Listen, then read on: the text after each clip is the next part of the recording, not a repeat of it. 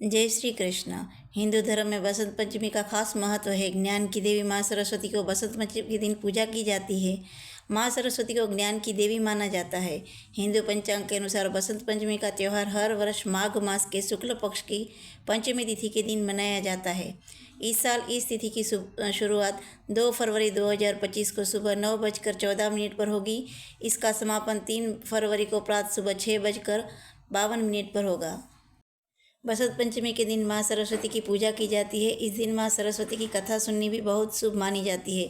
बसंत पंचमी को सरस्वती जयंती के नाम से भी जाना जाता है।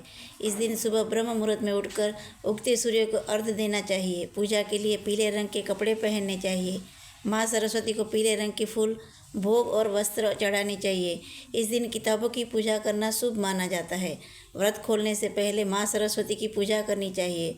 व्रत खोलने के बाद माँ सरस्वती का प्रिय फल बेर खाना चाहिए। इसके बाद ही चढ़ाए हुए भोग का सेवन करना चाहिए।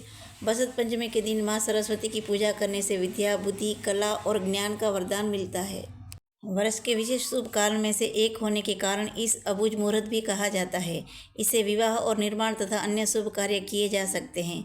ऋतुओं के इस संधि काल में ज्ञान और विज्ञान दोनों का वरदान प्राप्त किया जा सकता है।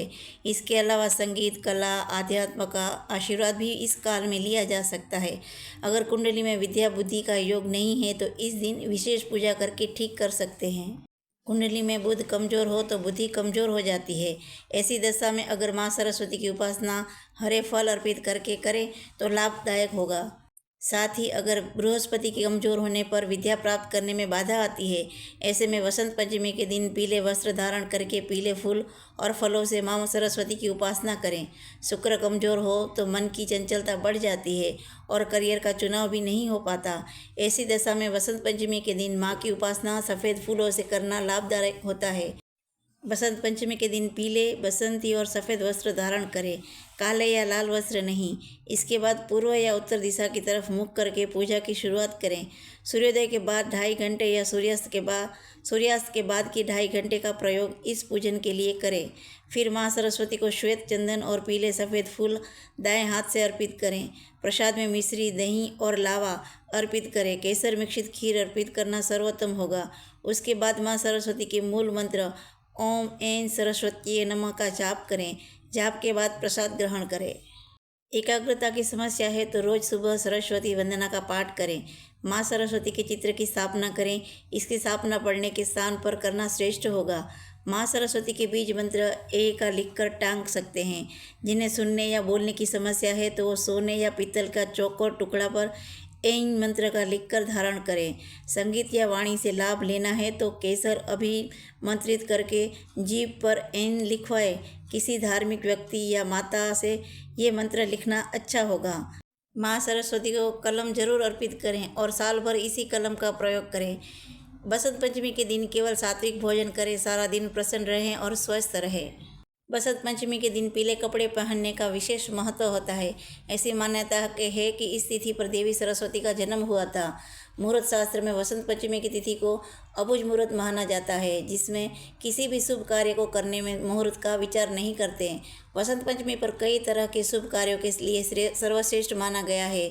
इस वसंत पंचमी अबुझ मुहूर्त में विद्यारंभ, गृह प्रवेश, विवाह और नई वस्तु की खरीदी के लिए सबसे अच्छा माना जाता है। प्रकृति के इस उत्सव को महाकवि कालिदास ने इसे सर्वप्रिय चारुतर वसंत कहकर अलंकृत किया है। गीता में भगवान श्री कृष्ण ने ऋतु न कुरु मास करा, अर्थात मैं ऋतुओं में वसंत हूँ कहकर वसंत को अपना रूप बताया है। वसंत पंचमी के दिन ही कामदेव और रति ने पहली बार मानव हृदय में प्रेम और आकर्षण का संचार किया था। आइए जानते हैं कैसे प्रकट हुई ज्ञान और विद्या की देवी माँ सरस्वती। पौराणिक कथाओं के अनुसार सृष्टि के प्रारंभिक काल में भगवान विष्णु की आज्ञा से ब्रह्मा जी ने जीवों, खास तौर पर मनुष्य योनि की रचना की। लेकिन ब्रह्मा जी अपनी रचना से संतुष्ट नहीं थे।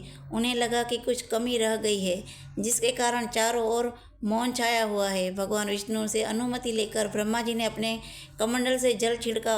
पृथ्वी पर जलकण बिखरते हुए उसमें से कंपन होने लगी। इसके बाद एक चतुर्भुजी स्त्री के रूप में अद्भुत शक्ति का प्रागट्य हुआ, जिसके एक हाथ में वीणा तथा दूसरे हाथ में वर मुद्रा में था। अन्य दोनों हाथों में पुस्तक और माला थी। ब्रह्मा जी ने देवी से वीणा बजाने का अनुरोध किया। जैसे ही देवी ने वीणा का मधुर नाद किया, संसार को समस्त जीव जंतुओं को वाणी प्राप्त हो गई। जलधारा में कोलाहल व्याप्त हो गया। वह पवन चलने से सरसराहट होने लगी। तब ब्रह्मा जी ने उस देवी को वाणी की देवी सरस्वती कहा। सरस्वती को बागेश्वरी, भगवती, शारदा, वीणावादिनी और बागल देवी सहित अनेक नामों से पूजा जाता है। ये विद्या और बुद्धि की प्रदाता है। संगीत की उत्पत्ति करने के कारण ये संगीत की देवी कहलाती है।